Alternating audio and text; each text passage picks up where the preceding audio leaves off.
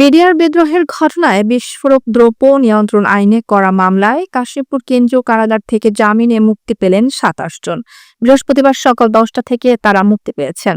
এ সময় কারা ফটকে তাদের আত্মীয় স্বজনরা উপস্থিত ছিলেন। এর আগে সোমবার বিডিআর বিদ্রোহের মামলায় ৪০ আসামির জামিন মঞ্জুর করে আদেশ দেন আদালত।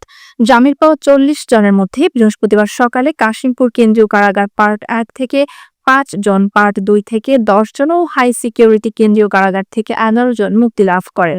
এছাড়া বুধবারের বার এই ইউনিট থেকে আরও এক বিডিআর সদস্য জামিনে মুক্তি পান। সাবেক বিডিআর সদস্যরা জামিনে মুক্তি লাভ করায় কারা ফটকের সামনে স্বজনরা উচ্ছ্বাস প্রকাশ করেন।